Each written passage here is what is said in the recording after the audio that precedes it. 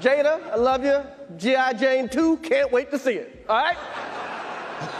So what's the big deal here then? It seems like Will Smith has taken this bad joke pretty well. Oh wait, I think I see what the problem is here.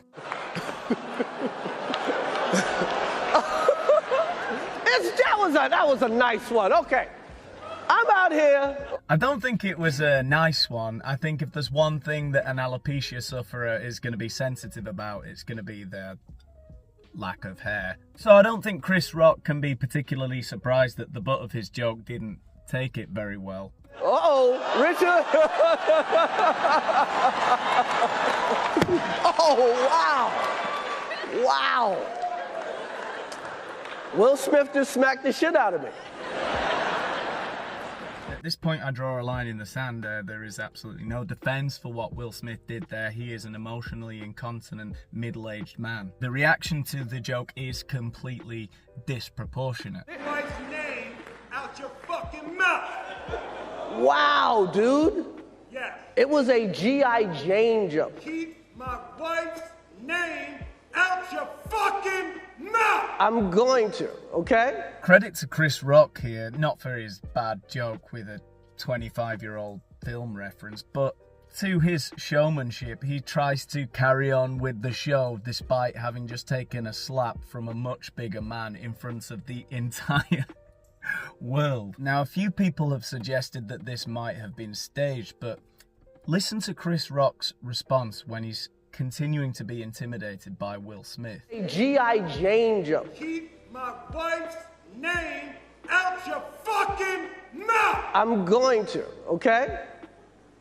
I don't know if the problem is here that I've been teaching English grammar for too long and I'm picking up on small insignificant differences between things like I will and I'm going to. But to me the more natural response is you're in a situation where you've got a guy intimidating you saying, keep my wife's name out of your mouth. Reaction, if it's in the moment, if it's spontaneous, is, all right, I will. But he says, I'm going to. It's like the decision's already been made. It's like, whoa, I'm not going there. He feels intimidated to me, and I think that choice of words is really interesting. Anyway, let's carry on. Okay. That was a greatest night in the history of television. Okay. So then Chris Rock starts to fumble a little bit and he says something a bit incoherent, takes a couple of deep breaths, says it's the greatest night in the history of television. He's clearly not in control of the situation and is feeling very nervous. This isn't the first time either that Chris Rock has had a dig at Jada Pinkett, and he said something quite a bit funnier, I think, in 2016 about her boycotting the Oscars. Jada boycotting the Oscars is like me boycotting Rihanna's panties. I wasn't invited. Jada's mad her man, Will, was not nominated for Concussion. I get it. Tell the truth, I get it. You get mad? She said it's not fair that Will was this good and didn't get nominated. Yeah, you're right. It's also not fair that Will was paid $20 million for Wild Wild West, okay? Call it male intuition. But I believe that Will Smith has been wanting to punch Chris Rock for a while, but not for any valid reason. I think the criticism that Chris Rock made in 2016 probably was a bit too close to the bone, and he didn't like it. Jada Pinkett has often come across, to me at least, as a massive attention seeker. And it's not like you can say the opposite of Will Smith. The two of them have been in and around show business for well over 30 years. And let's not forget that a lot of that time in Will Smith's case was spent doing The Fresh Prince of Bel-Air and other sort of comedy films, which is kind of ironic that he can't take a joke. Will Smith and Jada Pinkett are, without any shadow of a doubt, a Hollywood power couple. And I think spending decades at the top of show business can have one of two effects on people. I think it has the possibility to bring out the best and the worst traits of entertainers. When you are extremely successful, like the Smiths have undoubtedly been, you can either take a step back, look at all the wealth and success that you've had and think, okay, what really matters in my life? Analyze things. What could I do to make myself a better person? What projects could I embark on that are going to be more rewarding and more fulfilling spiritually or emotionally? Or you can become a very thin-skinned narcissist. Now, I'm not sure that fame is responsible for either of these two things, but I do think that having money and having success can certainly accentuate those two reactions. It seems to me from the outside that in the Smith household, no amount of fame is ever enough. Initially, you would look at Will Smith as the embodiment of the American dream. You know, he started out as a nobody rapper, then became a moderately successful hip-hop artist in the late 80s, went bust, got a sitcom, became a legitimate actor after going through a series of silly sort of comedy films, which were massively successful, by the way. He's been nominated for a couple of Oscars. He's now won the Oscar for Best Actor, clearly. All the while, though, it seems like there is a desperation with Will Smith to remain relevant. It was the cringy YouTube rewind thing that he did in 2017, which I think is still the most disliked video ever on YouTube.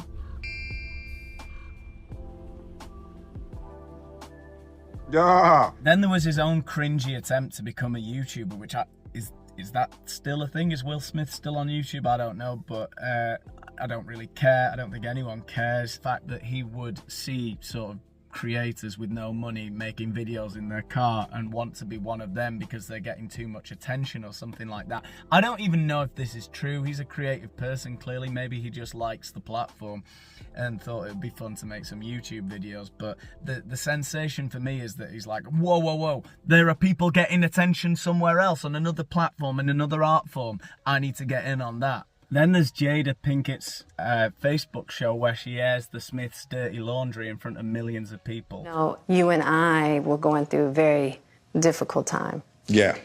That particular point in time, it was indefinite. Yeah. I really felt like we could be over. You know? We were over. And then what did you do, Jada? Well, I think from there, as time went on, I got into a different kind of entanglement. I think you need to say clearly what happened. And I got into an entanglement with August. That's what I said. An entanglement? Yes. Yes. A relationship? Yes, it was a relationship, absolutely. I was in a lot of pain, and I was very broken.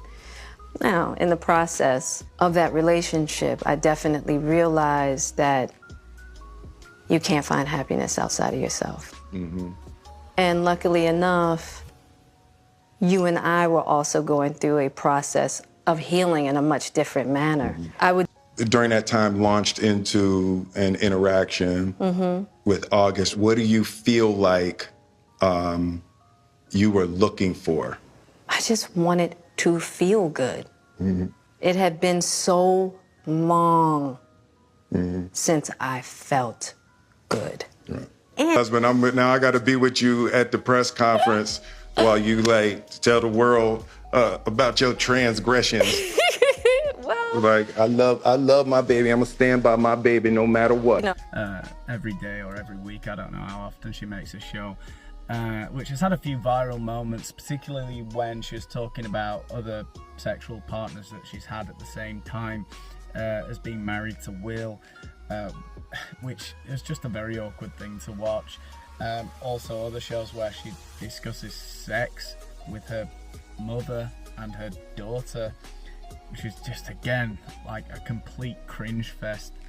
I feel like there's too much to discuss here, and there's obviously loads of nuance and stuff that I'm not gonna know about, and it's just, I was very surprised at the reaction on social media and in the press, the things I was reading, the defense of Will Smith and people saying, yeah, you should hit a man who's insulting your girl and stuff like that.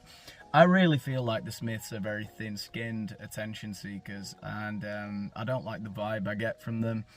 It's kind of hard to sum up my feelings towards them, really. I guess let's take a look at Will Smith's explanation for what he did. I don't know. Oh, man.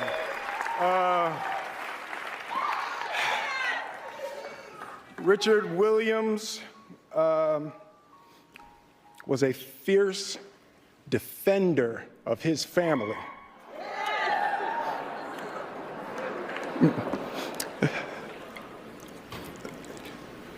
In this time in my life, in this moment, I am overwhelmed by what God is calling on me to do and be in this world. That's called delusions of grandeur. God did not tell you to punch Chris Rock.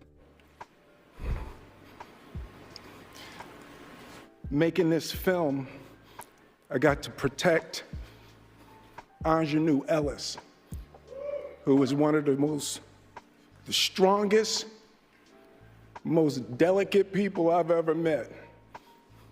I got to protect Sanaya and Demi, the two actresses that played Venus and Serena.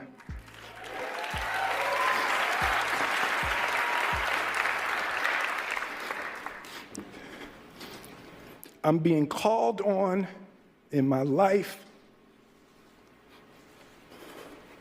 to love people. Some people. And to protect people. And to be a river to my people.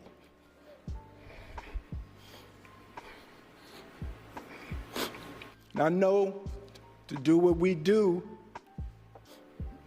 you got to be able to take abuse. You got to be able to have people talk crazy about you. These are not the words of an emotionally stable man. Yeah, sorry, no. He's lost it. No one's really abusing him, not that much. It was a bad joke, poorly made. Not much else to say. He's lost it. In this business, you got to be able to have people disrespecting you. And you got to smile and you got to pretend like that's okay. Yeah. To a certain extent. Yeah.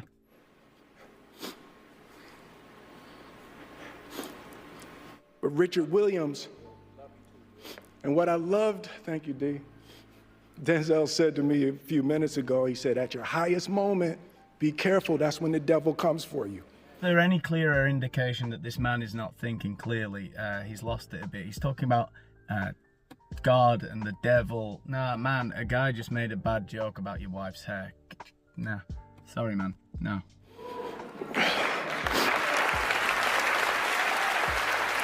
A lot of things to think about, but basically, I don't know. What can I even say that hasn't been said? Been rambling for a long time. Been thinking about this for a long time. Nah. That guy's got to grow up. He's 53. What's he doing slapping the shit out of people on stage?